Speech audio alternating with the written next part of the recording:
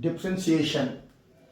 We know that maths is the mother of physics, sorry, queen of physics.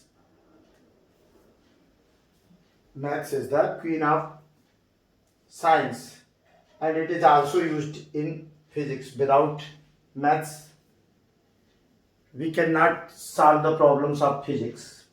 हम बिना maths की सहायता के, मैथ्स कितना इम्पोर्टेंट है कि इसे कहा गया है कि साइंस की मैथ्स जो है वो साइंस की क्वीन है, जबकि फिजिक्स को किंग माना गया है। और इस कंडीशन में हमने कहा था कि बिना मैथ्स के फिजिक्स को का माने बिना मैथ्स के फिजिक्स को की प्रॉब्लम्स को सॉल्व नहीं किया सकता। हर प्रॉब्लम को, जो भी कैलकुलेशन है या जिस तरह की भी प्रॉब्लम्स हैं, उन्हें सॉल्व करने के लिए हमें मैथ्स की आवश्यकता होती है। अब हम यहाँ पढ़ रहे हैं differentiation. Differentiation is one more popular branch of maths. ये क्या है? डिफरेंशियल कैलकुलस करके ये बहुत इंपॉर्टेंट मैथ्स है जो हमें फिजिक्स में बहुत ज्यादा यूज होती है। डिफरेंशिएशन एवं इंटीग्रेशन। डिफरेंशिएशन, इंटीग्रेशन मैथ्स की टू ब्रांचेज हैं जिनकी फिजिक्स में बहुत ज्यादा आवश्यकता होती है। We need commonly in differentiation and integration in the physics. So it is one branch of maths. अब डिफरेंशिएशन को समझने के लिए हमें सबसे पहले मालूम होनी चाहिए फंक्शन क्या है। What you know about function. ऐसा नहीं कि आप जानते नहीं हैं, आप फंक्शन को अच्छी तरह से जानते हैं। You know very well what is function. आपने 10th क्लास में इक्वेशंस पढ़े, जो रिलेशंस होते हैं, टू वेरिएबल से इक्वेशन, 3 वेरिएबल से इक्वेशन। तो जो 2 वेरिएबल इक्वेशन, साइमल्टेनियस इक्वेशंस पढ़े हैं, युगपत समीकरण हिंदी में जैसे कहते हैं, उनको सॉल्व किया, हल किया, तो वो एक माने 2 वेरिएबल्स के बीच में रिलेशन था। तो ऐसे 2 वेरिएबल्स के बीच में रिलेशन बहुत सारे मिलते हैं हमें। जितनी भी फिजिकल क्वांटिटीज हैं उनमें एक दूसरे पे डिपेंडेंसी होती है। और कि जैसे हम बहुत सारी रे बीम को फेंकें और सामान्य दिया जलाए, मतलब जैसे हम कहते हैं कि दिया को जलाओ और लाइट को जलाओ, तो दोनों की रोशनी अलग अलग होती है। तो किसके रिस्पेक्ट में, मतलब हर चीज का कंपैरिजन होता है। जहां भी हम कंपेरेबल ज्यादा कर देते हैं एक की क्वांटिटी 2 को, तो उसमें चेंज होता है। यदि हम किसी चीज को खींच रहे हैं, यदि हम किसी चीज को खींचें, हम फोर्स लगा रहे हैं, तो उसके इलास्टिसिटी में चेंज होता है, जो एटॉमिक स्ट्रक्चर है उसमें चेंज होता है। तो अब दोनों के बीच यदि रिलेशन हम स्टैब्लिश करें कि एटॉमिक स्ट्रक्चर और फोर्स के बीच में, तो कितना फोर्स बियर कर सकता है, तो एक रिलेशन बन गया। ऐसे फिजिकल क्वांटिटीज बहुत सारी हैं। जैसे हीट है, हीट का हम पे अच्छा भी असर होता है, बुरा भी। अब हम हीट कहाँ तक बर्दाश्त कर सकते हैं, या किसी चीज को, माने आयरन है, आयरन पे हमने हीट डालना शुरू किया, तो आयरन का स्टेटस कितना चेंज हो सकता है किस उस पे। तो इन दोनों के बीच यदि एक निश्चित रिलेशन मिलता है, निश्चित कंडीशंस मिलती हैं, तो हम उन्हें रिलेट करते हैं, और एक के चेंज करने पर दूसरा 100% अफेक्टेड होता है। तो फंक्शन टू वेरिएबल्स के बीच का एक ऐसा रिलेशन है। Function is the relation between 2 variables. Function is the relation between 2 variables when one variable can be represented in the term of second. Function is the relation between 2 variables. Function is the relation between 2 variables where one variable can be represented in the terms of second variable. In which variable we can present our second variable, then one is called independent and second is called dependent. But all relations are not functions. All relations of 2 variable are not functions के साथ कुछ और भी conditions हैं जिन्हें apply करने पर ही वो फंक्शंस होता है। जैसे कि जो इंडिपेंडेंट वेरिएबल है हमारा, इंडिपेंडेंट वेरिएबल की केवल एक डिपेंडेंट वैल्यू हो सकती, सिंगल डिपेंडेंट। प्रत्येक इंडिपेंडेंट वेरिएबल की सिंगल डिपेंडेंट वैल्यू होती है, या हम दूसरे शब्दों में कह सकते हैं function is the rule, mathematical rule, function is the mathematical rule which relate two variables, which relate or associate two variables with a proper mathematical law। Function एक ऐसा नियम है जो टू वेरिएबल्स को, दो चरों को, टू वेरिएबल्स को आपस में एक निश्चित कंडीशन और गणितीय शर्त, मैथमेटिकल टर्म्स के कंडीशन के अकॉर्डिंग रिलेट करता, आपस में जोड़ता है या संबंधित करता है। लेकिन सारे रिलेशंस फंक्शंस नहीं होते। फंक्शंस सिर्फ वही रिलेशन होते हैं जिसमें हमारा जो स्वतंत्र चर है, इंडिपेंडेंट वेरिएबल है, उस इंडिपेंडेंट वेरिएबल की सिंगल वैल्यू के लिए, उस इंडिपेंडेंट वेरिएबल की किसी भी वैल्यू के लिए डिपेंडेंट वेरिएबल की केवल और केवल एक यूनिक इमेज हो, एक यूनिक वैल्यू हो। तो यदि एक से अधिक, एक वेरिएबल के लिए एक इंडिपेंडेंट वेरिएबल की टू डिपेंडेंट वैल्यूज हो, एक इंडिपेंडेंट वेरिएबल के लिए टू डिपेंडेंट वैल्यूज हो, तो ये ऐसे जितने भी हैं वो फंक्शन नहीं हो सकते। दूसरी चीज कि प्रत्येक इंडिपेंडेंट वैल्यू के लिए जो आपको दी गई है, प्रत्येक इंडिपेंडेंट वैल्यू के लिए कम से कम एक इमेज होना ही चाहिए, तभी वो फंक्शन कहलाएगा। तो लेकिन इस सारे इंडिपेंडेंट वेरिएबल की एक ही वैल्यू हो सकती है, या एक से अधिक इंडिपेंडेंट वेरिएबल की वैल्यू, डिपेंडेंट वैल्यू सेम हो सकती है, लेकिन एक की दो नहीं हो सकती। एक की दो वैल्यू माने एक तीर से आप दो निशाने नहीं मार सकते। एक आदमी एक एक करके यदि 100 आदमी खड़े हैं तो 100 आदमी यदि एरो चलाते हैं तो एक को टारगेट कर सकते हैं, वो एक को टारगेट कर सकते हैं। लेकिन ऐसा नहीं होगा कि एक आदमी ने एरो चलाया, तीर चलाया और वो दो आदमियों को जाके लग जाए। तो कहने का मतलब यह है कि एक बार में एक तीर से दो शिकार नहीं होंगे।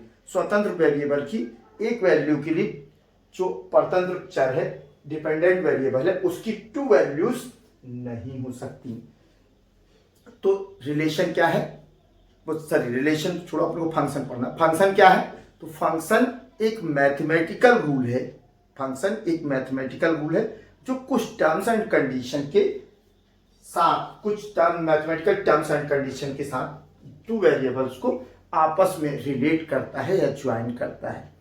और जब तक ये पूरे रूल्स को फॉलो नहीं करता, ये फंक्शन नहीं कहलाएगा। हर रिलेशन, हर माने जो एक्स और वाई के बीच में, टू वेरिएबल्स के बीच में जो रिलेशन बनता है उसको हम रिलेशन तो कह सकते हैं, लेकिन हर रिलेशन फंक्शन नहीं होता। हर रिलेशन फंक्शन नहीं होता।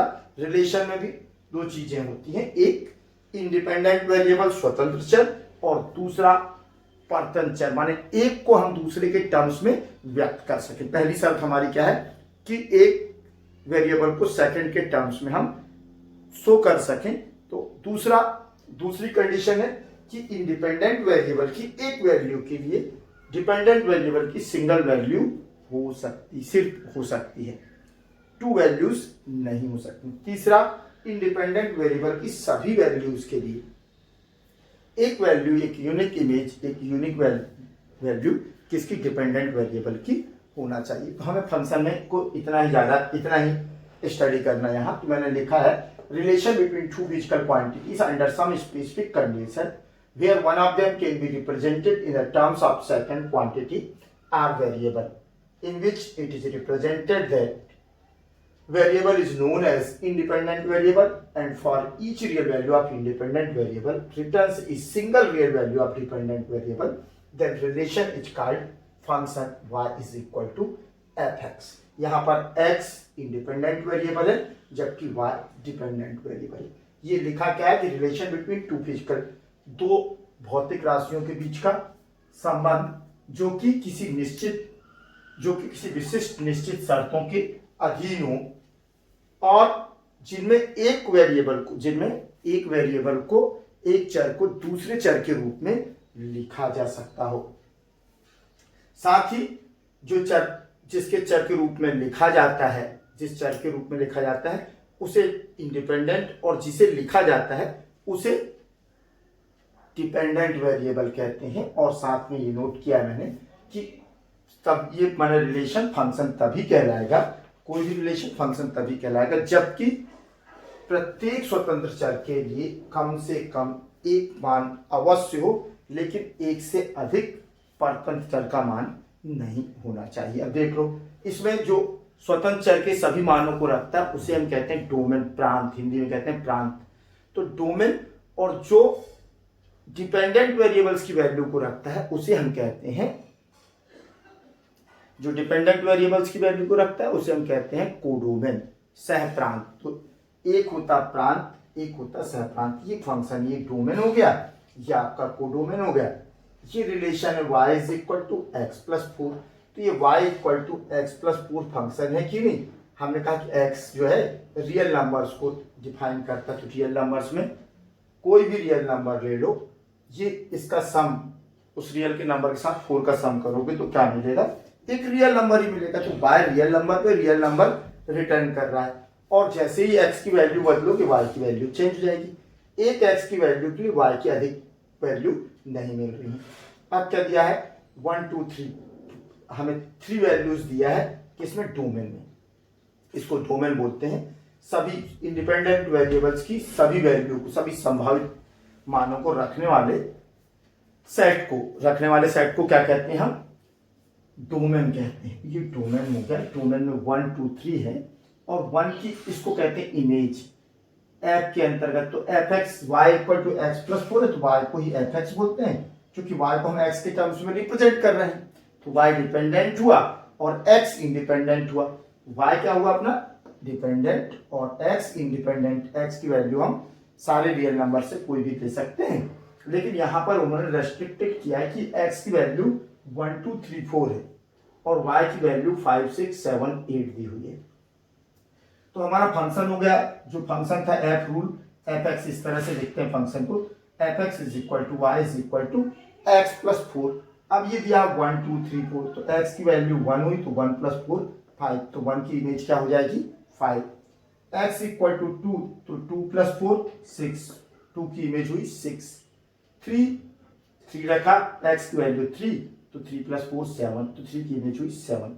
माने यहाँ पर डोमेन की सारी वैल्यूज जो है कि एक एक इमेज को डोमेन में की हुई है। डोमेन की प्रत्येक वैल्यू की एक इमेज को डोमेन में है और प्रत्येक वैल्यू की इमेज तो है ही, साथ ही एक वैल्यू के लिए एक ही इमेज दी गई है। इसका मतलब क्या हुआ कि ये फंक्शन है। एक तो ये रिलेशन हो गया, दो वेरिएबल का रिलेशन, टू वेरिएबल्स का रिलेशन, जिसे एक्स और वाई का रिलेशन, टू वेरिएबल से रिलेशन बोला था मैंने, तो एक्स और वाई का रिलेशन, जिसमें y को हम x के टर्म्स में नोट कर सकते हैं। जिसमें y को हम क्या कर सकते हैं, x के टर्म्स में नोट कर सकते हैं। तो ये रिलेशन हो गया। और फिर जब रिलेशन हो गया तो हमने कहा y को x के टर्म्स में नोट कर सकते हैं। अब हमने कहा कि हमारे डोमेन वैल्यूज क्या है, 1 2 3 है। 3 वैल्यूज की क्या, इन तीनों वैल्यूज की हमें वो दी है, माने इमेज दी है। तो हमने देखा कोडोमेन में 1 प्लस, हम फंक्शन में रखा, हमने 1 रखा तो 4 5 आया, 2 रखा तो 6 आया, 3 रखा तो 7। तो ये डोमेन, ये कोडोमेन में इसकी वैल्यूज हैं। सभी एक संबंध, फंक्शन, एक रिलेशन दिया y equal to x plus 4, जिसे हम y को x के टर्म्स में शो कर सकते हैं। तो हम लिख सकते हैं f(x) equal to x plus 4। Second 1 2 3 तीनों के लिए यहाँ पर इमेज है कोडोमेन में। सेकेंड टर्म्स कंडीशन पूरी हो गई। और थर्ड किसी भी 1 वैल्यू के लिए 2 वैल्यूज नहीं है, इसलिए दिया गया जो रिलेशन है वो फंक्शन है। वो क्या है, फंक्शन है। अब दूसरा हम ले लें यहाँ पर एक और एग्जांपल ले कि f x equal to x plus 4।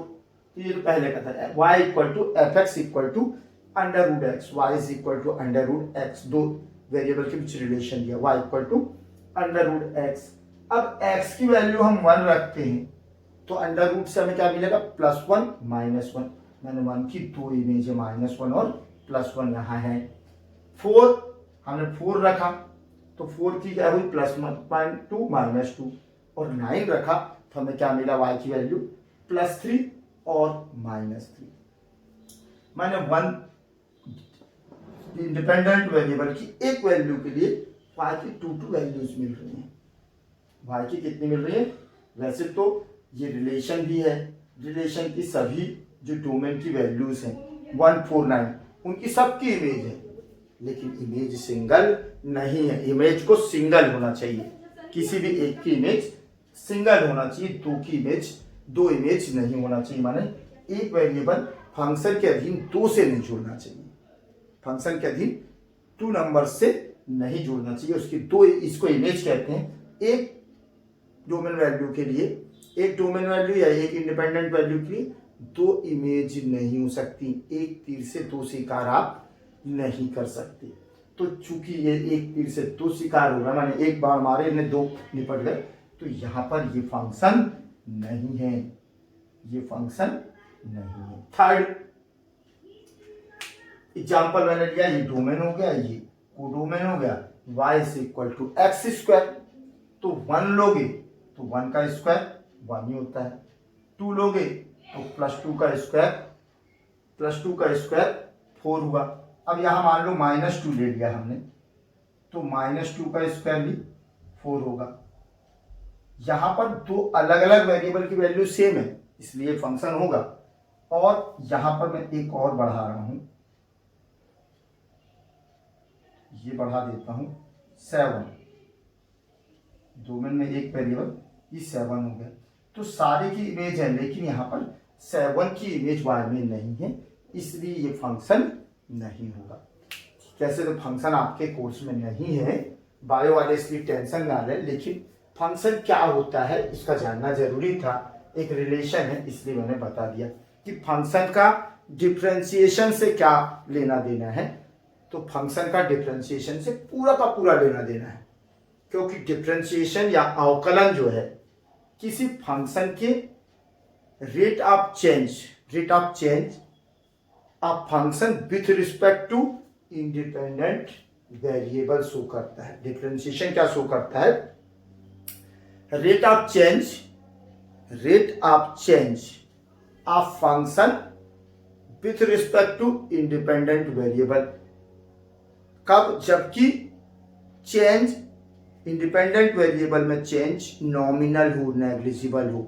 मतलब हम यदि चाहें कि सामान्य तौर पर चेंज निकालना है, तो हम मोटे मोटे तौर पे जनरल मैथ से चेंज तो निकाल सकते हैं कि भाई 1 सेकंड में रेट ऑफ चेंज क्या है, परिवर्तन की दर क्या है, y की x के रिस्पेक्ट में, x के सापेक्ष परिवर्तन की दर क्या है, हम 1 सेकंड 2 सेकंड प्रति सेकंड तो निकाल सकते हैं। लेकिन हमें कहा जाए कि किसी पर्टिकुलर लोकेशन पे, किसी पर्टिकुलर पॉइंट पर, किसी पर्टिकुलर टाइम पर, पर्टिकुलर लोकेशन पर्टिकुलर टाइम पर रेट ऑफ चेंज क्या है, तो इतने स्मॉलर जो चेंज है, रेट ऑफ चेंज है, मैंने वेरिएबल में परिवर्तन की दर है या फंक्शन में परिवर्तन की दर है, उसको हम बिना कैलकुलस की सहायता से, बिना डिफरेंशिएशन की सहायता से नहीं निकाल सकते। इसलिए हमें डिफरेंशियल कैलकुलस की आवश्यकता पड़ती है, क्योंकि फिजिक्स में हम नैनो सेकंड पिको सेकंड तक पहुंच गए हैं। तो जहां हम नैनो सेकंड पिको सेकंड की बात करेंगे, वहां हमारी नॉर्मल मेथड्स अप्लाई नहीं होती। नॉर्मल मेथड्स के थ्रू हम उसको कैलकुलेट नहीं कर सकते। इसलिए या किसी पर्टिकुलर लोकेशन पर, कि हम यहाँ से बालाघाट जा रहे हैं, तो बोले ठीक कायदी के मंदिर के सामने आपकी रेट ऑफ चेंज क्या था, वेलोसिटी में रेट ऑफ चेंज उस जगह पर क्या था। तो ऐसे क्वेश्चंस को, ऐसे प्रॉब्लम्स को सॉल्व करने के लिए डिफरेंशिएशन का यूज किया जाता है। तो डिफरेंशिएशन जो यूज होता है इन्हीं सब चीजों के लिए, जहां पर आपका रेट ऑफ चेंज माने टाइम या लोकेशन टेंड्स टू 0 है, माने एक पॉइंट पे से रिप्रेजेंट होती हो, एक पर्टिकुलर पॉइंट पे रिप्रेजेंट होती हो, तो हम उस कंडीशन को रिप्रेजेंट करने के लिए रेट ऑफ चेंज जो निकालते हैं, वो उसके लिए हमें डिफरेंशियल की आवश्यकता होती है। अब डिफरेंशियल कैलकुलस है क्या, डेरिवेटिव क्या है? Now when we change the value of, अपन ने फंक्शन पढ़ा, हमने फंक्शन को समझ लिया कि दो वेरिएबल्स के बीच में मोटा मोटा रिलेशन फंक्शन कहलाता है। दो वेरिएबल्स के बीच का रिलेशन फंक्शन कहलाता है, यदि एक वेरिएबल को दूसरे के टर्म्स में रिप्रेजेंट कर सके और वो कुछ शर्तों का फॉलो करता हो, कुछ टर्म्स एंड कंडीशन को फॉलो करता हो, तो फंक्शन कहलाएगा। अब हम फंक्शन में बात करते हैं कि जब हम ये एक फंक्शन है, जब हम x में चेंज करेंगे, ये इंडिपेंडेंट वेरिएबल है, जब हम किसी तरह का चेंज x में, x की वैल्यू में चेंज करना शुरू करते हैं, हमने कहा कि x की वैल्यू 0.001 से इंक्रीज करते हैं, कितने से 0.001 से नॉमिनल चेंज करते हैं, तो x की वैल्यू चेंज करने पे क्या y की वैल्यू चेंज नहीं होगी, बराबर चेंज होगी। x की वैल्यू में माइनरली भी चेंज करेंगे तो चूंकि y x पर डिपेंड है, since y depends on fx and we change the value of x, then surely y is also affected, value of y will be changed।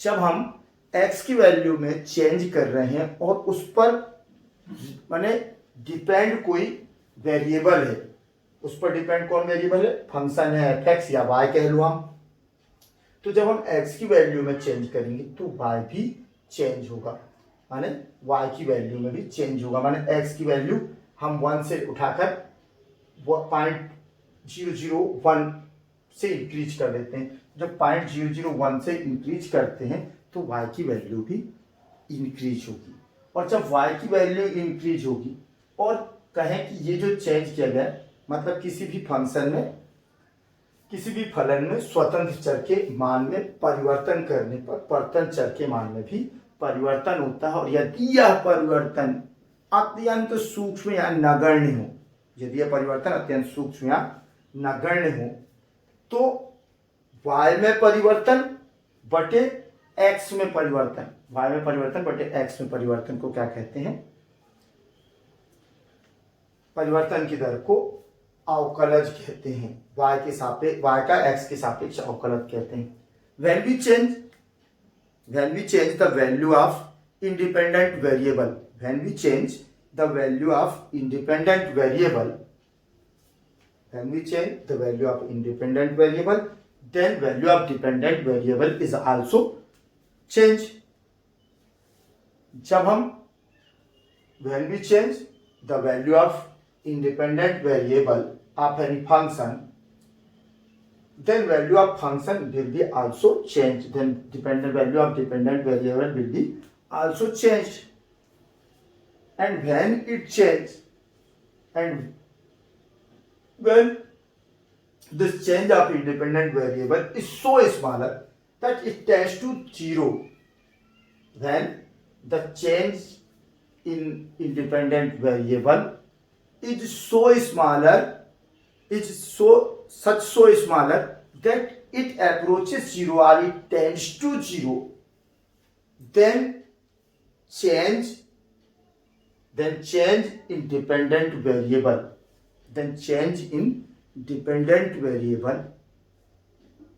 upon change in independent variable, ratio of upon change in independent variable is called derivative of fx with respect to x, or is called derivative of function with respect to independent variable.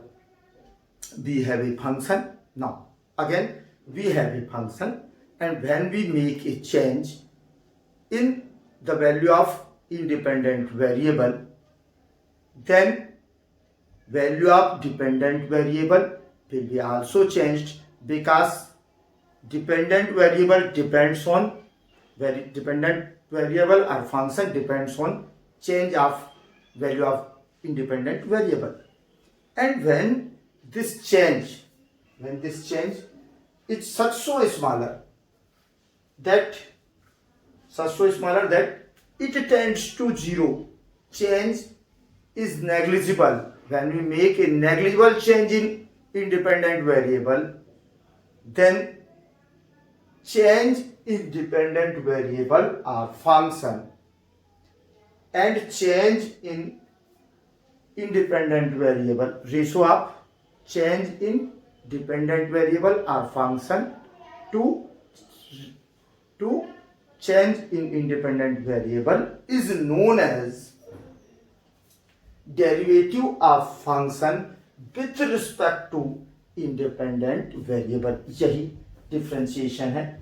तो now when we change the value of independent variable of any function, then value of function will be also changed, and when this change of independent variable is so smaller that it tends to 0, then ratio of change into y with respect to change in x is known as differential coefficient r. इसको differential coefficient भी कहते हैं, अवकल गुणांक, हिंदी में अवकल गुणांक बोलते हैं और इंग्लिश में differential coefficient, r डेरिवेटिव माने हिंदी में बोलते हैं इसको अवकलज of y with respect to x, अर्थात y का x के सापेक्ष अवकलज या अवकलन गुणांक कहा जाता है और इसे पढ़ा जाता है। Thus the operation of finding derivative of any function is called the differentiation. इस तरह से ऐसा कोई भी ऑपरेशन जो डेरिवेटिव देता है, the operation which introduce derivative, the operation which is used to find out derivatives of any function is known as differentiation.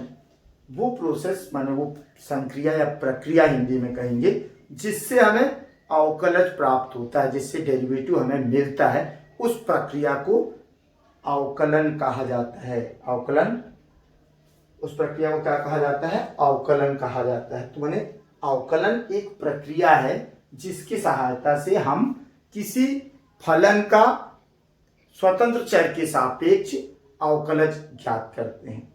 It means differentiation is the process to get derivative of any function with respect to independent variable. Differentiation is the operation which is used to find out derivative or differential coefficient of any function with respect to independent variable. Each function can be derived only with the respect of their independent variable. किसी भी फलन का अवकलज सिर्फ और सिर्फ उसके स्वतंत्र चर के सापेक्ष ही किया जा सकता है। किसी भी फलन का अवकलज उसके स्वतंत्र चर के सापेक्ष ही ज्ञात किया जा सकता है, किसी अन्य चर के सापेक्ष नहीं, या किसी भी फलन को अवकलित उसके स्वतंत्र चर के सापेक्ष ही किया जा सकता है। अब इसी को गणितीय भाषा में लिखें कि हमने कहा now we make a change in x with a smaller quantity h where h tends to 0, then change in fx will be fx plus h minus fx. So dy by dx derivative of y with respect to x, इसको पढ़ते हैं derivative of y with respect to x और differentiation of y, differentiation of y with respect to x, differentiation of y with respect to x, limit h tends to 0 fx plus h minus fx upon h. It means change in y upon change in x, while change in x is negligible. इसका मतलब हुआ कि हम क्या कह रहे हैं, मान लेते हैं कि हमने एक फंक्शन fx से y इक्वल टू fx से जिसका इंडिपेंडेंट वेरिएबल, जिसका स्वतंत्र चर x है, इंडिपेंडेंट वेरिएबल x है, x में एक माइनर चेंज करते हैं, x में h का चेंज करते हैं। हम x में की वैल्यू में कितने का चेंज करते हैं?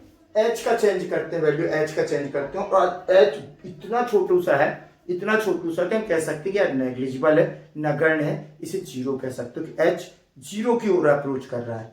इतना छोटा है कि हम कह सकते हैं कि उसका मान नगण्य लगभग जीरो की तरफ जा रहा है। तो जब हम h का चेंज करेंगे तो फंक्शन की जो मान है, फंक्शन की जो वैल्यू है, वो fx में x के प्लेस पे हमने क्या कर दिया, x प्लस h। तो ये जैसे ही हम x की वैल्यू में h चेंज करेंगे तो हमने प्लस जो कर दिया h में, x में h प्लस कर दिया, तो fx प्लस h। अब नई वैल्यू फंक्शन की क्या हो जाएगी, x plus h plus 4 change हो गई। तो इसमें fx प्लस h में जो वैल्यू चेंज हुई, यदि और fx इतना है तो fx में कितना चेंज होगा, fx plus h minus fx। जैसे ही हम मूल फंक्शन को सब्ट्रैक्ट कर देंगे, घटा देंगे, तो क्या मिल जाएगा हमें, y में चेंज, fx में चेंज। तो यहाँ पर हमने कहा कि अवकलज या अवकल गुणांक, y का अवकल गुणांक या अवकलज x के सापेक्ष limit h tends to 0 fx plus h minus fx upon h।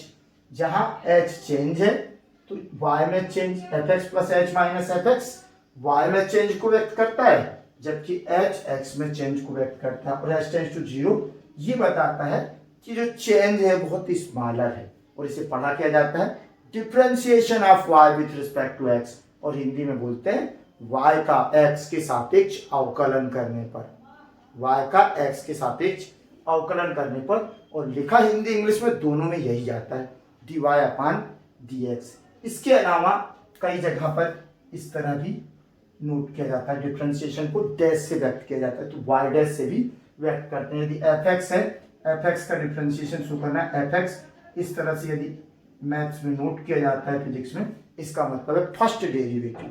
और यदि सेकंड डिफरेंशिएशन, चूंकि अवकलज खुद एक चर होता है और उसका हम सेकंड डिफरेंशिएशन करें तो d upon d x d y by D x, ये क्या हो जाएगा d square y upon d x square. इसको हम यदि डैश से व्यक्त करें तो ये हो जाएगा वाई टू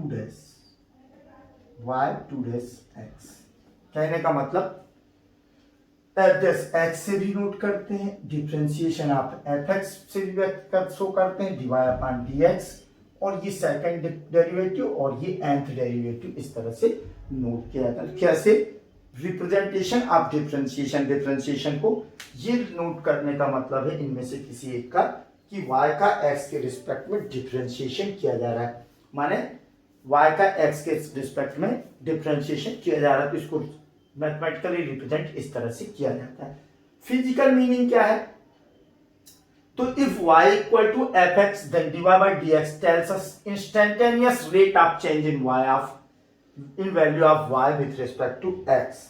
यदि जो इसकी माने फिजिकल मीनिंग है, भौतिक अर्थ है इसका, भौतिक अर्थ क्या है कि dy by dx किसी चर की, किसी भौतिक राशियों की क्षणिक परिवर्तन की दर को व्यक्त करता है। हिंदी में भौतिक अर्थ क्या है कि dy by dx किसी y भौतिक राशि का x के सापेक्ष क्षणिक परिवर्तन की दर को व्यक्त करता है। और इंग्लिश में क्या है, तो जो नोट है if y equal to fx then dy by dx tells us instantaneous rate of change in value of y with respect to x। instantaneous rate of change ये हमने पढ़ा था किसमें, अभी वेलोसिटी एक्सेलरेशन में फार्मूला पढ़ा है v is equal to D S upon D T. तो v is equal to D S upon D T displacement का instantaneous change with respect to time is known as velocity. Instantaneous change in velocity with respect to time is known as acceleration. जैसे वेग और त्वरण के लिए हमने पढ़ा है। ज्योमेट्रिकल मीनिंग क्या होती है, dy by dx gives the slope of tangent drawn at the point xy on the curve between y and x। तो dy by dx जो है वो स्लोप, झुकाव को किसी भी पॉइंट पर, किसी कर्व के, किसी वक्र के क्या करता है, किसी वक्र के झुकाव को किसी बिंदु पर व्यक्त करता है। इसका मतलब है स्पर्शज्या को व्यक्त करता है। हिंदी में बहुत ज्यादा तकलीफ है लोगों को, इसलिए मुझे हिंदी बोलनी पड़ रही है। तो tangent at any point, it shows the tangent at any point. ये let we have a curve y is equal to fx, v is equal to y is equal to fx, then let this point is xy, when we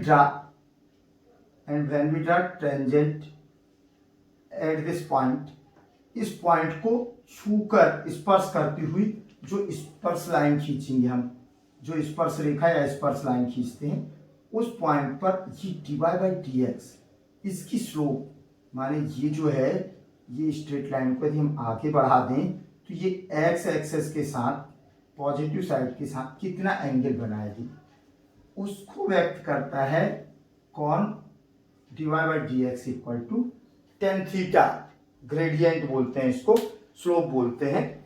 तो dy by dx का ज्यामितीय अर्थ जो होता है किसी वक्र के किसी बिंदु xy पर खींची गई स्पर्शजा के झुकाव या प्रवणता को व्यक्त करता है। In English, geometric meaning of dy by dx to represent slope or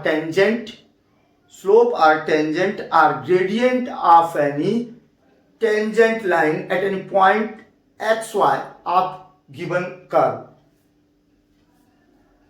dy by dx, meaning of geometrical meaning of dy by dx at any point xy of any function fx represent the slope or tangent or gradient of curve at that point. किसी भी curve के किसी point पर यदि हमें tangent निकालनी है तो हम उससे होते हुए एक खींचते हैं स्पर्श रेखा, एक टेंजेंट ड्रा करते हैं, और ये टेंजेंट एक्स एक्सेस के पॉजिटिव एक्सेस से जो एंगल बनाता है उसका टेन थीटा जो होता है वो किसके द्वारा रिप्रेजेंट होता है, dy बाई dx के द्वारा रिप्रेजेंट होता है। ये तो हुई रिप्रेजेंटेशन। अब बेसिक प्रिंसिपल ऑफ डिफरेंशिएशन। तो बेसिक प्रिंसिपल डिफरेंशिएशन में बेसिक प्रिंसिपल्स क्या क्या है ये देख लो, इसके बाद मैं फार्मूले नोट करूंगा। तो बेसिक प्रिंसिपल्स में आ जाता है आपका कि first differentiation of constant is always zero. किसी भी कांस्टेंट का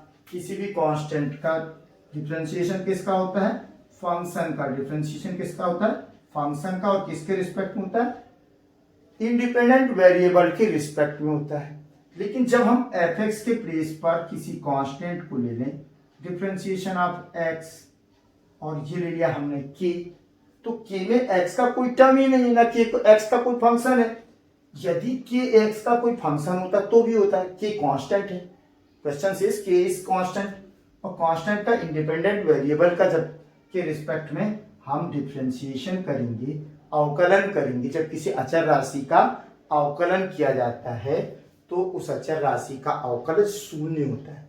क्या होता है, उस अचर राशि का अवकलज शून्य होता है। तो पहला नियम है कि डिफरेंशिएशन किसी फंक्शन का उसके इंडिपेंडेंट वेरिएबल के रिस्पेक्ट में ही किया जा सकता है। यदि किसी कांस्टेंट अचर राशि 2, 4, 5, 10 या के ले लिया उसने, और उसने कहा ये कांस्टेंट है, तो उस कांस्टेंट का जो डिफरेंशिएशन होगा वो हमेशा जीरो होगा। सेकंड रूल है कि सम एंड सब्ट्रैक्शन, मान लो अपने को दिया है डी बाई डी एक्स, या हम ये कह रहे हैं कि यू बी डब्ल्यू एक्स के फंक्शन है। क्या है, function of X. If there are three functions U V W of X U V W X के थ्री फंक्शन है, और ये कह रहा है डिफरेंशिएट करो D by D X u plus minus V plus minus W. तो ये फंक्शंस को तो हम आपस में सम नहीं कर सकते, ये तीनों x के फंक्शन है, डिफरेंट है। तो इनका डिफरेंशिएशन कैसे निकालेंगे, तो बहुत सिंपल है, प्रत्येक को उसके घर में जाके डिफरेंशिएट कर दो। प्रत्येक को क्या करो, D by D x u plus minus d by D x v plus minus d by D x डब्ल्यू dx। अब इन तीनों की डिफरेंशिएशन का सेपरेशन प्लस हो या माइनस हो, यदि एक से अधिक फंक्शन, कहने का मतलब है कि यदि एक से अधिक फंक्शंस के सम या सब्ट्रैक्शन का, एक से अधिक फंक्शंस की सम या सब्ट्रैक्शन का डिफरेंशिएशन हो, तो ऐसी कंडीशन में प्रत्येक फंक्शन के अलग अलग डेरिवेटिव का सम या सब्ट्रैक्शन उसका डेरिवेटिव होगा। माने एक से अधिक फंक्शंस के सम या सब्ट्रैक्शंस का डेरिवेटिव उन अलग अलग एक्स के फंक्शंस के डेरिवेटिव के सम के इक्वल होता है। मैंने हमें इस तरह से कोई क्वेश्चन दे दे तो हम अलग अलग सबका डेरिवेटिव निकालेंगे और सॉल्व करके दे देंगे। थर्ड एक और चीज है, सेकंड भी देख लो कि डिफरेंशिएशन ऑफ के एक्स, यदि के एफ एक्स, यदि किसी फंक्शन में के को मल्टीप्लाई कर दे, कांस्टेंट का तो डिफरेंशिएशन शून्य होता है, तो डिफरेंशिएशन ऑफ के इंटू एफ एक्स, तो के का डिफरेंस है, के कांस्टेंट है, इंटू में है, तो उसको हम बाहर कर देंगे, के into differentiation of F x. कहने का आशय ये है कि यदि किसी फंक्शन को का के टाइम्स दिया हो, के गुना दिया हो, तो उसका डेरिवेटिव भी के टाइम्स होगा, उसका डेरिवेटिव, उसका डिफरेंशिएशन उसके डेरिवेटिव का के टाइम होगा। यदि कोई फंक्शन के टाइम्स दिया हुआ है तो उसका डेरिवेटिव, उसका डिफरेंशिएशन उसके डेरिवेटिव का के टाइम्स होगा। माने के इंटू एफ एक्स दिया है तो के को हम बाहर कर देंगे, तो के इंटू और एफ एक्स को क्या करेंगे, डिफरेंशिएट करेंगे, तो हमें क्या मिलेगा, के into D upon d x F x. ये थर्ड रूल हो गया, माने 3 रूल्स ये हो गए। अब इसके बाद हम आते हैं किसमें, ये अब प्लस माइनस देख लिए, लेकिन हमें दिया हो differentiation of product of two function, माने यू बी, यू और बी किसके फंक्शन है, यू और बी एक्स के फंक्शन है। अब कह रहा हूं अलग अलग यू ने यू इंटू बी का निकालो, मैंने मान लो यू साइन एक्स है, वी कॉस एक्स है, यू साइन एक्स है, वी कॉस एक्स है, या ई रेस टू एक्स है, लॉग एक्स है, तो दो अलग अलग फंक्शन एक्स के, तो इनके प्रोडक्ट का डिफरेंशिएशन क्या होता है वो देखो। फर्स्ट फंक्शन, इसका फार्मूला है first function into differentiation of second function plus second function into differentiation of first function. अर्थात किन्हीं दो फलनों के गुणनफल का, किन्हीं दो फलनों के गुणनफल का अवकलज प्रथम फलन गुणित द्वितीय फलन का अवकलज धन द्वितीय फलन गुणित प्रथम फलन के अवकलज के योग के बराबर होता है। Differentiation of product of two functions, differentiation of product of two functions is always equal to first function into derivative of second function plus second function into derivative of first function, first function into derivative of second function plus second function into derivative of first function। ये formula आप लोगों को note करके याद करके रखना पड़ेगा दिमाग में। अब कंडीशन प्लस माइनस हो गया, इंटू हो गया, तो डिवाइड की भी बनती है। If any function is u by v, u and v are functions of x, u और v किसके फंक्शन है, x के फंक्शन है, तो इसके डिवीजन का क्या होगा, तो इसके डिवीजन के लिए हम फार्मूला देखते हैं। तो इसके डिवीजन के लिए जो फार्मूला होगा वो क्या है, v into denominator into differentiation of numerator minus numerator into differentiation of denominator with respect to x upon square of denominator. माने दो फलनों के भागफल का अवकलज हर गुणित अंश का अवकलज, हर गुणित अंश का अवकलज ऋण अंश गुणित हर का अवकलज पूरे के बटे हर का वर्ग। दो फलनों के भागफल का अवकलज हर गुणित अंश का अवकलज ऋण अंश गुणित हर का अवकलज बटे क्या हो जाता है, हर का वर्ग। और इंग्लिश में differentiation of division of two functions, differentiation of division of two functions is always equal to denominator into differentiation of numerator, denominator into differentiation of numerator minus numerator into differentiation of denominator whole upon square of denominator. Division differentiation of division of two functions is always equal to denominator into differentiation of numerator minus numerator into differentiation of denominator whole upon square of denominator। ये formula किसका हो गया आपका, differentiation of division of two functions. अब last बचा है differentiation of function of two function. Differentiation of function of two function या differentiation of functions of function. तो functions of function, functions of function, ये तो हमने सिंपल सिंपल ले लिया।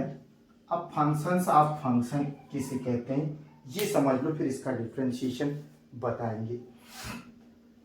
जैसे एक्सीलरेशन है,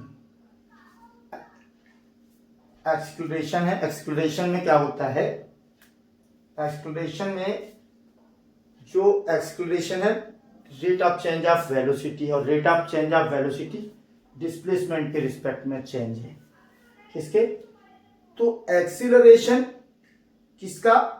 डिस्प्लेसमेंट का फंक्शन ऑफ फंक्शन है। डिस्प्लेसमेंट का, एक्सीलरेशन डिस्प्लेसमेंट का फंक्शन ऑफ फंक्शन है। मतलब यदि हम सिंपल सा लें तो ये लिखा गया है कि y is equal to sine log x. What is sine log x? तो साइन डायरेक्ट एक्स का फंक्शन नहीं है। हमें क्या मिलता था, साइन थीटा या साइन एक्स। तो साइन एक्स एक्स का फंक्शन है, साइन एक्स एक्स का फंक्शन है, लेकिन यहां पर क्या है, sine log x.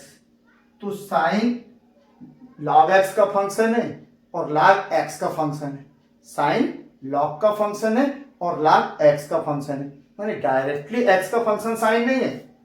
Sign directly x का फंक्शन नहीं है, साइन तो लॉग का फंक्शन है और लॉग किसका फंक्शन है, एक्स का फंक्शन है। तो यहां पर साइन लॉग का लॉग एक्स का फंक्शन है, इसको हम कहते हैं फंक्शंस ऑफ फंक्शंस। दो फंक्शन है, साइन लॉग का फंक्शन है, लॉग एक्स का फंक्शन, माने इनडायरेक्ट फंक्शन भी कहा जाता है। और ऐसे समय जब हम डिफरेंशिएशन करते हैं तो हम चेन रूल का यूज करते हैं। किसका यूज करते हैं? फंक्शंस ऑफ फंक्शंस को डिफरेंशिएट करने के लिए हम किसका यूज करते हैं? Chain rule. Chain rule, chain rule. तो चेन रूल क्या होता है?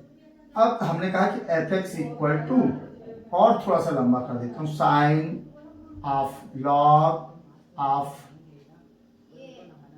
10 raised to x, 10x, sine of log of 10x। Sine अब क्या है, यदि हम देखें तो साइन किसका फंक्शन है? लॉग का। या इसमें और हम चाहें तो इसको हम कर सकते हैं पूरे का n। अब ये पूरा फंक्शन है x रेज टू n का, मतलब ये पावर का फंक्शन है। पावर के बाद हमने जैसे ही ब्रेक करेंगे तो साइन फंक्शन है, किसका? साइन फंक्शन है, मतलब ये जो पावर है ये साइन लॉग 10x की है, तो ये किससे डिफरेंशिएट होगी? साइन लॉग 10x से। इससे डिफरेंस होगी साइन लॉग 10x से। अब हम मान लेते हैं कि let f x sine log 10x, sine log 10x is equal to t। Total को क्या मान लिया? t मान लिया। तो अब ये क्या हो जाएगा? D f x d x, ये पूरा हो गया टी रेज टू एन। तो differentiation of t raise to n with respect to x. और टी एक्स का फंक्शन नहीं है, टी किसका फंक्शन है? टी का ही फंक्शन होगा। टी रेज टू एन किसका फंक्शन होगा? टी का। तो ये किससे डिफरेंशिएट होगा? टी से डिफरेंशिएट होगा, एक्स से बिल्कुल डिफरेंशिएट नहीं होगा। तो हम क्या करते हैं कि डी बाई डी टी, और इसको अपने मन से लिख दिया, जिसका फंक्शन था उसी का रिस्पेक्ट कर दिया, और डी टी को ऊपर नीचे क्या कर दिया? मल्टीप्लाई कर दिया डी टी, और यहां क्या बच गया था? D x. क्या लिख दिया? T raise to n t का फंक्शन था, हमने डी टी को मल्टीप्लाई किया ऊपर नीचे। अब ये d upon d t, t raise to n into d t upon d x. अब यदि हम यहाँ t की वैल्यू रख दें तो t की वैल्यू क्या है? Sine log 10। तो ये किसका है? यहां पर t की वैल्यू यदि हम रखें तो ये हो जाएगा differentiation of t raise to n d t into d by D x log sine log 10x। इसमें एक से अधिक फंक्शन के बाद x है, तो साइन किसका फंक्शन है? लॉग 10x का। साइन किसका फंक्शन हो गया? लॉग 10x का। तो अब हमने कहा let log 10x equal to log 10x equal to u। अब साइन कितना हो गया, इसके बाद हमने इसको वैल्यू रख दिया, तो t raise to n dt, ये इसका फंक्शन था, इससे हुआ into d upon d x, और ये क्या हो गया साइन u। अब साइन u, ये किसका साइन u किसका फंक्शन है, u का फंक्शन है, तो u का फंक्शन है किससे डिफरेंशिएट होगा, u से ही डिफरेंशिएट होगा। यदि ये साइन u का फंक्शन है तो इसको किसके रिस्पेक्ट में डिफरेंशिएट होना, u के रिस्पेक्ट में। अब हम क्या करते हैं, यहां पर du कर देते हैं और du अपान dx कर दिया। ये क्या कर दिया, एफ dx को ये u के रिस्पेक्ट कर दिया, du का ऊपर नीचे मल्टीप्लाई कर दिया, du का न्यूमरेटर डिनोमिनेटर में क्या कर दिया, मल्टीप्लिकेशन कर दिया, तो हमें क्या मिल गया, du अपान, ये मिल गया du अपान dx। अब हमें मालूम है u की वैल्यू क्या है, log 10x। u भी डायरेक्ट x का फंक्शन नहीं है, u की वैल्यू क्या है, डायरेक्ट फंक्शन नहीं है, तो अब हमें मिल रहा है fx is equal to d differentiation of t raise to n with respect to t differentiation of sine u with respect to u, और du की वैल्यू d, ये क्या है, u की वैल्यू हमने क्या मानी है, log 10x। अब यहां हम देखें, log 10x भी डायरेक्ट x का फंक्शन नहीं है, log 10x भी डायरेक्ट x का फंक्शन नहीं है, तो ये डिफरेंशिएट नहीं होगा इससे। अब हम मान लेते हैं let 10x equal to v। log किसका फंक्शन है, 10x का फंक्शन है, 10x का फंक्शन है, लेकिन log किसका फंक्शन है, 10x का, तो log 10x के रिस्पेक्ट में डिफरेंशिएट होगा, x के रिस्पेक्ट में नहीं होगा। तो 10x इक्वल टू v रखा। अब हमने कहा ठीक है भाई, ये हम differentiation of t raise to n into differentiation of u respect to sine u into differentiation of v। अब v किसके रिस्पेक्ट में डिफरेंशिएट होगा, dv के, तो यहां हम ऊपर नीचे किसको कर देते हैं, dv इंटू dv अपान dx। हम तब तक ब्रेक करते जाते हैं, तब तक हम डिफरेंशिएट करते जाते हैं, सपोज करते जाते हैं, जब तक कि हमें x का डायरेक्ट फंक्शन नहीं मिलता। और v जो है x का 10x जो है, अब वो डायरेक्ट फंक्शन जैसे ही मान रख वैल्यू सब्स्टिट्यूट करोगे, t raise to n into differentiation of sine u into differentiation of v की वैल्यू क्या है, dv, तो v का वैल्यू भी यहां रख देना था अपने को, v की वैल्यू 10x, ठीक है, तो सॉरी log v, गलत लिख दिया मैंने, v की वैल्यू log v यहां रख दिया हमने log v। और अब लास्ट में हमारा मानने की जरूरत नहीं है, v खुद 10x का फंक्शन है। तो ये पहला फंक्शन जो था t, हमने क्या माना, t बराबर हमने माना था साइन log 10x। तो साइन फर्स्ट किससे रिस्पेक्ट में हुआ, साइन log 10x के रिस्पेक्ट में, क्योंकि ये फंक्शन किसका था, साइन log 10x का फंक्शन था n, तो ये साइन log 10x के रिस्पेक्ट में डिफरेंशिएट हुआ, तो t की वैल्यू रख दें, वही हो जाएगा।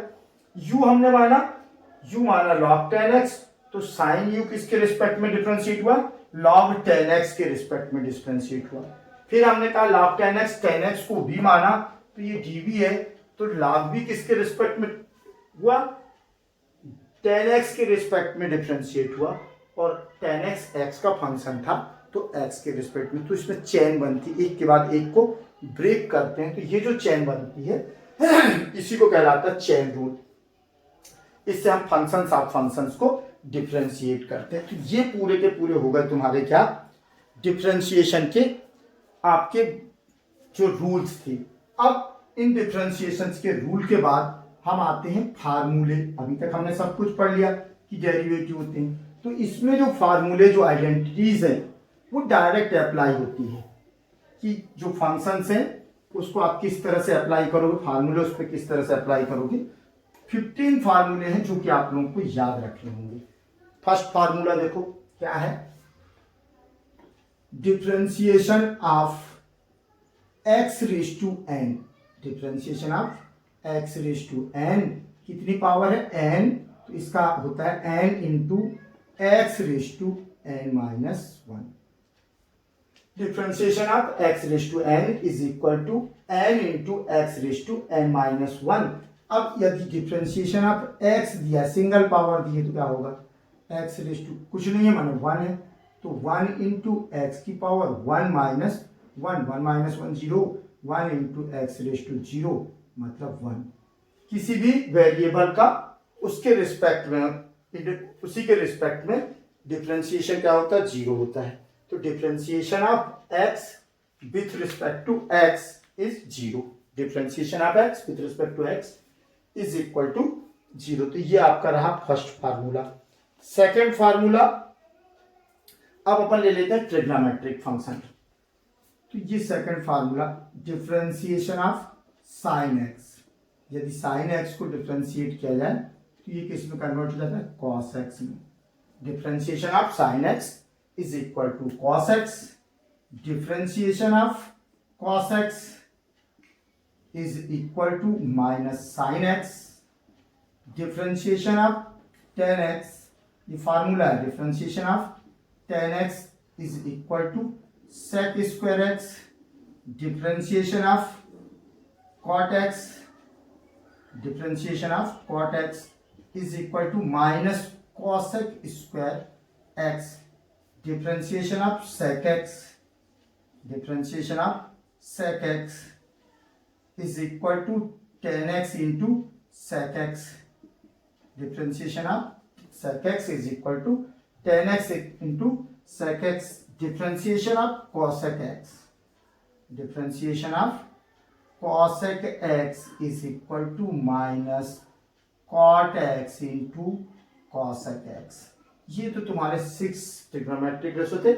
Differentiation of sine x is equal to cos x, cos x is equal to minus sine x, tan x is equal to differentiation of tan x equal to sec square, differentiation of cot x equal to minus cosec square, differentiation of sec x equal to tan x into sec x, और differentiation of cosec x equal to minus cot x into cosec x। अब इनके inverse function अर्थात hyperbolic function जो होते हैं उसका differentiation, तो differentiation of sine inverse x, differentiation of sine inverse x is equal to 1 upon under root 1 minus x square. Differentiation of sine inverse x equal to 1 upon under root 1 minus x square। differentiation of cos inverse x, differentiation of cos inverse x equal to minus 1 upon under root 1 minus x square। this one differentiation of tan inverse x, differentiation of tan inverse x is equal to 1 upon 1 plus x square। differentiation of cot inverse x, differentiation of cot inverse x is equal to minus 1 upon 1 plus x square। differentiation of sec inverse x, differentiation of sec inverse x is equal to 1 upon x under root x square minus 1, and differentiation of cosec inverse x, differentiation of cosec inverse x is equal to minus 1 upon x under root x square minus 1। तो कुल मिला के 12 तो सीधे सीधे trigonometric function में हो गए, एक पावर पे हुआ, 12 हो गए किस पे, ट्रिग्नोमेट्रिक फार्मूले माने ट्रिग्नोमेट्रिक रेशोस पे, ट्रिग्नोमेट्रिक फंक्शंस पे फार्मूले। अब आ जाते हैं log x, differentiation of log x, differentiation of log x, लेकिन बेस क्या होना चाहिए इसका, e। Differentiation of log x base e is equal to 1 upon x।